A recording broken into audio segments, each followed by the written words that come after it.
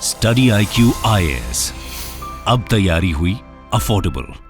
नमस्कार दोस्तों, रशिया के द्वारा पुतिन के द्वारा अचानक से एक बहुत बड़ा ऐलान किया गया है रशिया यूक्रेन वॉर के बीच में, क्योंकि जब से फरवरी 2022 से ये पूरा वॉर स्टार्ट हुआ है, उसके बाद से पहली बार कंप्लीट सीज फायर, जी हां, कंप्लीट सीज फायर रशिया की तरफ से किया गया है। लेकिन ध्यान रखिएगा, ये अभी के लिए सिर्फ टेम्पररी बेसिस पर है, सिर्फ 2 दिन के लिए है। यहां पर आप देख सकते हो, Putin order cease fire in Ukraine over Orthodox Christmas. तो ये ऑर्थोडॉक्स क्रिसमस डे क्या होता है, यहां पर पुतिन का क्या प्लान हो सकता है, यूक्रेन का क्या रिस्पांस रहा, ये सारी चीजों के ऊपर हम अपडेट लेंगे। काफी कुछ जानने को है, चलिए आगे बढ़ते हैं। लेकिन उसके पहले ध्यान रखिएगा दोस्तों, हमारे जो 2 मेन कोर्सेज हैं, अगर आप 2023 के लिए प्रीलिम्स की प्रिपरेशन कर रहे हैं तो उसका जो बैच है दोस्तों, वो कल से स्टार्ट हो गया है। लेकिन 7 जनवरी तक ही आप इसके अंदर एडमिशन ले सकते हैं, या फिर अगर आप पूरे यूपीएससी की प्रिपरेशन करना चाहते हैं प्रीलिम्स और मेंस की 2024 के लिए, तो इसका भी जो क्लोजिंग डेट है वो कल तक है। तो जल्द से जल्द अपना अगर प्रिपरेशन कर रहे हैं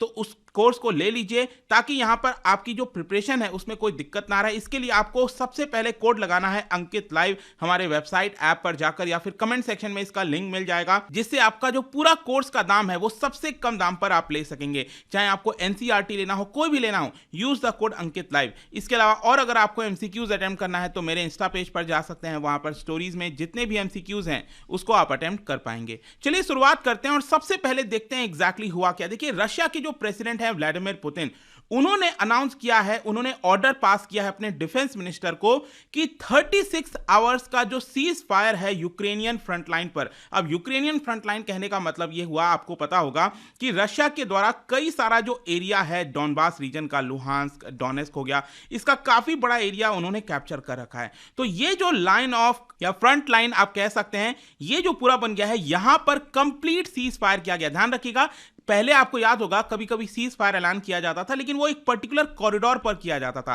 ताकि लोगों को वहां से पास कराया जा सके। लेकिन पहली बार ऐसा हुआ है पूरे युद्ध के दौरान, लगभग 1 साल में, कि यहां पर कंप्लीट सीज फायर किया गया है। और ध्यान रखिएगा, ये जो मॉस्को टाइम है 12 बजे से, ये ऑलरेडी स्टार्ट हो चुका है। And this basically coincide with Russian Orthodox Christmas. ठीक है, मैं आपको इसके बारे में आगे बताऊंगा कि रशियन ऑर्थोडॉक्स क्रिसमस के मौके पर क्या होता है, यहां पर क्यों ये अलग से क्रिसमस मनाया जाता है। लेकिन जब रशिया के द्वारा यह ऐलान किया गया कि हम सीज फायर कर रहे हैं, मतलब कि जो भी गोलीबारी हो रही है, जो भी बंदूक चलाया जा रहा है, जितने भी लड़ाइयां हो रही हैं, उसको हम अभी के लिए 36 आवर्स तक रोक देंगे, ऐसा रशिया ने बोला। तो रशिया ने यूक्रेन को भी कहा कि आप भी यहां पर कर दीजिए सीज फायर, क्योंकि हम यहां पर ऐलान कर रहे हैं। लेकिन ध्यान रखिए, यूक्रेन ने रिजेक्ट कर दिया। यूक्रेन ने कहा है कि नहीं, हम यहां पर आपका जो रिक्वेस्ट है उसको एक्सेप्ट नहीं करेंगे। वैसे मैं आपको बता दूं कि ये जो सीज फायर का ऐलान था, उसके जस्ट पहले रशिया के अंदर जो ऑर्थोडॉक्स चर्च के हेड हैं किरिल, अब देखिए क्या है ना कि रशिया के अंदर या फिर पूरे दुनिया के अंदर आप देखोगे कुछ ऑर्थोडॉक्स क्रिश्चियंस आपको देखने को मिलेंगे। ऑर्थोडॉक्स का मतलब क्या होता है, जो पुराने ख्यालात के होते हैं, जो रिलीजन्स के पुरानी जो चीजें हैं उसको अभी भी बहुत ज्यादा बिलीव करते हैं, उससे अटैच रहते हैं, तो उन्हीं को ऑर्थोडॉक्स।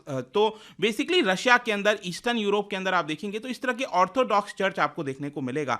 तो ऑर्थोडॉक्स चर्च के जो हेड हैं, उन्होंने सपोर्ट भी किया है पुतिन को अभी तक। वैसे उसको भी लेकर काफी ज्यादा प्रॉब्लम्स हो रहा है कि चर्च की तरफ से सपोर्ट है कि नहीं, लेकिन यहां पर सपोर्ट किया गया है। तो जो किरिल हैं, जो चर्च के हेड हैं, उन्होंने यहां पर सबसे पहले रिक्वेस्ट किया था रशिया से कि आप यहां पर सीज फायर का ऐलान कर दीजिए, क्योंकि यहां पर ऑर्थोडॉक्स क्रिसमस मनाया जाएगा 7 जनवरी को। और कहीं ना कहीं उसी को ध्यान में रखते हुए, उनके अपील को सुनते हुए, क्योंकि आपको पता होगा कि जब लोग रिलीजन पर बिलीव करते हैं तो यहां पर कहीं ना कहीं जो चर्च के द्वारा बोला जा रहा है वो काफी ज्यादा मैटर करता है। तो ये आप समझिए कि चर्च की तरफ से ये ऐसा रिक्वेस्ट किया गया, उसी को देखते हुए पुतिन ने अनाउंस कर दिया कि ठीक है, हम 36 आवर्स का जो सीज फायर है वो ऐलान कर रहे हैं। तो सबसे पहले अब आपको क्वेश्चन ये आएगा कि ये ऑर्थोडॉक्स क्रिसमस होता क्या। देखिए, अगर आप पूरा ईस्टर्न यूरोप देखेंगे, ईस्टर्न यूरोप के अंदर कई सारे जो देश हैं, जैसे यूक्रेन हो गया, बेलारूस, रोमानिया, या फिर पूरा रशिया भी अगर आप देखिए, तो इन लोगों के द्वारा, यहां पर जो लोग रह रहे हैं, इन लोगों के द्वारा जो क्रिसमस है, जो ऑर्थोडॉक्स क्रिश्चियन है, उनके द्वारा क्रिसमस 25 दिसंबर को नहीं मनाया जाता है। 25 दिसंबर तो खत्म हो गया, इनके द्वारा 7 जनवरी को मनाया जाता है। देखो, क्रिसमस क्या होता है? Christmas basically celebrates the birth of Jesus Christ. ठीक है, मतलब कि जीसस क्राइस्ट एक प्रकार से सन ऑफ गॉड के तौर पर देखे जाते हैं, तो उनका जो बर्थ है ना उसी को क्रिसमस के तौर पर मनाया जाता है। तो बेसिकली जीसस क्राइस्ट का जो बर्थ है उसको लेकर काफी ज्यादा डिबेट है कि कब हुआ, उसके बारे में काफी सारी चीजें हैं जो नहीं पता है। लेकिन यहां पर जो गॉस्पेल ऑफ सेंट मैथ्यू है बाइबल के अंदर, उनके द्वारा क्लेम किया जाता है कि ये basically Herod the great regime के दौरान, मतलब ये उनका शासन था, हेरोड का शासन था, उस समय हुआ था। तो बेसिकली ज्यादातर यही माना जाता है क्रिश्चियंस के द्वारा पूरे दुनिया में कि 25 दिसंबर को उनका जन्मदिन आता है, राइट। तो 25 दिसंबर को तो सभी लोग मना लेते हैं, लेकिन यहां पर जो अलग अलग कैलेंडर्स हैं, आपको पता होगा जब बीसी से एडी की तरफ जा रहा था तो अलग अलग कैलेंडर के हिसाब से कुछ 11 डेज का डिफरेंस आ गया था। और उसी की वजह से यहां पर क्या हुआ कि कुछ जो ऑर्थोडॉक्स क्रिश्चियन है, जो पुराने ख्यालात के हैं, वो अभी भी 7th ऑफ जनवरी को यहां पर क्रिसमस मनाते हैं। उसी को ऑर्थोडॉक्स क्रिसमस कहा जाता है, इसको ओल्ड क्रिसमस डे के तौर पर भी कहा जाता है। और इसीलिए Russia, Ukraine, Macedonia, Kazakhstan, Serbia, Egypt में भी, इनफैक्ट बेलारूस के अंदर कई जगह अगर आप देखोगे ना तो यहां पर हॉलिडे रहता है और 7 जनवरी को लगभग आप कह सकते हैं कि क्रिसमस मनाया जाता है। तो इसी को ऑर्थोडॉक्स क्रिसमस कहते हैं। तो कहीं ना कहीं उसको ध्यान में रखते हुए, एक बड़ी संख्या है ऑर्थोडॉक्स बिलीवर्स की रशिया के अंदर, उसको ध्यान में रखते हुए, और यूक्रेन के अंदर भी ध्यान रखिएगा, यूक्रेन आपको पता होगा ये पहले यूएसएसआर का ही पार्ट था, तो इसमें भी यहां पर भी बहुत सारे बिलीवर्स हैं और यहां पर भी बहुत सारे बिलीवर्स हैं। तो पुतिन ने उसी को ध्यान में रखते हुए, जो लोगों की आस्था उसको ध्यान में रखते हुए यहां पर सीज फायर का ऐलान कर दिया 36 घंटे के लिए। लेकिन अब यहां पर यूक्रेन की तरफ से क्या रिस्पॉन्स था, देखो यहां पर यूक्रेन की तरफ से ट्विटर पर स्टेटमेंट जारी किया गया और कहा गया कि there could not be any temporary truce, मतलब कि यहां पर जो सीज फायर की बात कही जा रही है वो कभी भी टेम्पररी नहीं हो सकता। सबसे पहले रशिया को जो अपनी फोर्सेस हैं हमारे जमीन से, उसको पीछे लेना होगा। मतलब कि ये जो आधा, मतलब ये ईस्टर्न यूक्रेन की तरफ रशिया आ चुका है, वहां से उनको सबसे पहले पीछे जाना पड़ेगा, ये पहला कंडीशन रखा गया। उसके बाद यहां पर यूक्रेन ने यह कहा कि देखिए जो भी कुछ किया जा रहा है पुतिन के द्वारा, सीज फायर की बात कही जा रही है,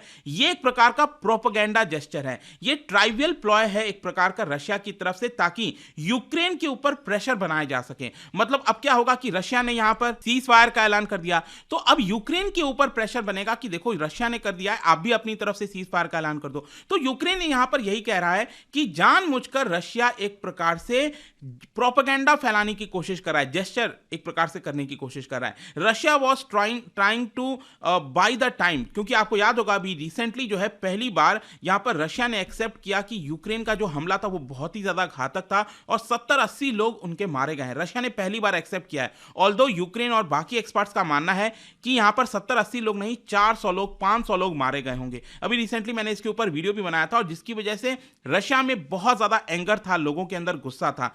इनफैक्ट यहां पर जो बाइडेन है उन्होंने भी कहा है कि पुतिन के द्वारा यह सिंपली एक ऑक्सीजन लेने के लिए किया जा रहा है। मतलब जानबूझ के 36 आवर्स का सीज फायर कर दिया गया ताकि यहां पर जो रशिया है वो प्लानिंग कर सके कि आगे क्या करना है, किस तरह से यूक्रेन के ऊपर अटैक करना है। ये एक चाल है बेसिकली, ऐसा यूक्रेन का मानना है। लेकिन एक्सपर्ट्स के अगर आप आधार पर देखोगे ना तो ज्यादातर जो चीजें आ रही हैं कि पुतिन आखिरकार करना क्या चाहते हैं सीज फायर ऐलान करके, तो बेसिकली आप कह सकते हैं कि जो एक परसेप्शन होता है ना डोमेस्टिक ऑडियंस के लिए, वो क्रिएट करने की कोशिश कर रहे हैं। कहने का मतलब यह है कि जब तक आपका लोगों के ऊपर भरोसा है, मान लो रशिया के अंदर जो लोग रह रहे हैं, अगर उनका भरोसा चला जाए पुतिन के ऊपर से, तो ये पूरा वॉर वैसे ही काफी ज्यादा डिले हो चुका है और पुतिन कमजोर हो जाएंगे। लेकिन कहीं ना कहीं चाहते हैं कि जो लोगों का भरोसा है वो पुतिन के ऊपर अभी भी बना रहे। तो कहीं ना कहीं यहां पर ये अनाउंस करके एक सिंपैथी लेना, ये एक बड़ी चाल हो सकती है पुतिन की तरफ से। इसके साथ साथ यहां पर पुतिन ये भी कह सकते हैं कि देखिए हमने तो सीज फायर ऐलान कर दिया था,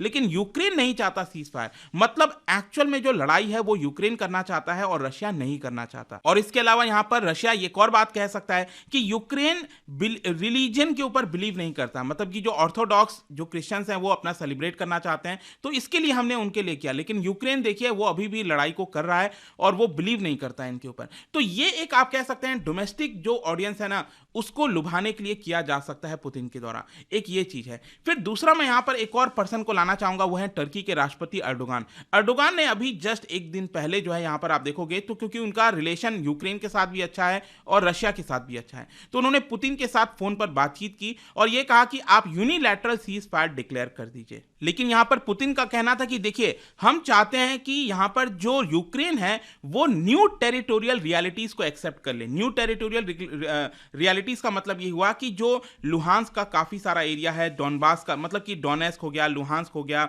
मेरियोपोल हो गया, ज़ेपोरिजिया हो गया, जहां पर रशिया की आर्मी ने कैप्चर कर रखा है ये जो एरिया है, हम चाहते हैं कि यूक्रेन उसको छोड़ दे। वो न्यू रियलिटी है, यहां पर ये जो एरिया है वो यूक्रेन की तरफ से जा चुका है, ऐसा यहां पर पुतिन एर्डोगान को कह रहे थे। खैर जो भी है, यहां पर एक और इंटरेस्टिंग चीज सामने आई है, वो ये है कि बेसिकली जो एर्डोगान का अगर आप रोल देखोगे ना, तो वो लगातार लगे हुए हैं रशिया और यूक्रेन के बीच में बातचीत करने में। और इसीलिए आप देखोगे अभी जस्ट खबर ये भी आई है कि पाकिस्तान ने ऑफिशियल तरीके से एर्डोगान को नॉमिनेट कर दिया है कि उनको नोबेल पीस प्राइज मिलना चाहिए, एर्डोगान को नोबेल पीस प्राइज मिलना चाहिए। ऐसा पाकिस्तान की तरफ से जो वहां की अपर हाउस है, सेनेट, जैसे यहां पर आपको पता होगा लोकसभा और राज्यसभा, तो जो राज्यसभा है अपर हाउस, वैसे ही पाकिस्तान के अंदर सेनेट है। तो सेनेट बेसिकली वहां पर क्या है कि उनके जो चीफ हैं उनकी तरफ से रिकमेंड किया गया है कि टर्की के प्रेसिडेंट को बेसिकली यहां पर नोबेल पीस प्राइज मिलना चाहिए। क्यों? क्योंकि वो इस्लाम की जो टीचिंग है, जो प्रॉफिट मोहम्मद की टीचिंग है, जो ट्रू मैसेज है उसको फैला रहे हैं, ह्यूमैनिटी को फैला रहे हैं, और जो इस्लाम टीचिंग को लेकर बहुत सारे मिसकंसेप्शन है उसको हटाने की कोशिश कर रहे हैं। तो यही पूरा वीडियो था। लेट्स सी आगे क्या होता है। क्या यहां पर जो रशिया ने सीज फायर का ऐलान किया है, क्या उस दौरान यूक्रेन रशिया के ऊपर हमला करेगा नहीं करेगा, वो एक बड़ी बात होगी देखने वाली। बट एक यहाँ पर एक इंपॉर्टेंट जो न्यूज़ है वो खबर सामने आई थी, उसी के बारे में मैंने आपको बताया। जाने से पहले एक इंटरेस्टिंग क्वेश्चन, हम यहाँ पर भारत और बांग्लादेश की एक रिवर को लेकर चर्चा कर रहे हैं। बेसिकली आपको बताना है कि बांग्लादेश में एक रिवर जानी जाती है जिसका नाम है जमुना। जी हाँ, JAMUNA। अब जमुना को भारत में क्या कहते हैं ये आपको बताना है। इसका राइट आंसर आप सबको पता है, मेरे इंस्टाग्राम पर तो मिलेगा ही। वहां पर अगर आप नहीं हो कोई बात नहीं, टेलीग्राम से भी ले सकते हैं इसका सही उत्तर। मैं कई सारे जो MCQs हैं वो यहाँ पर स्टोरीज में डालता रहता हूँ। बाकी अगर आपको PDF चाहिए तो टेलीग्राम पर आइए, अलग अलग सोशल मीडिया पर आप जुड़ पाओगे। और जैसा मैंने बताया, UPSC की अगर आप तैयारी कर रहे हो, SIP की तैयारी लेना चाहते हो, पूरी तैयारी करना चाहते हैं, then use the code Ankit type. कल तक आपके पास टाइम है इनके अंदर एडमिशन कराने का। एंड आई होप कि वीडियो आपको पसंद आया होगा। मिलता हूं आपसे next time. Till then, thank you very much, see you soon. Study IQ IAS, अब तैयारी हुई अफोर्डेबल।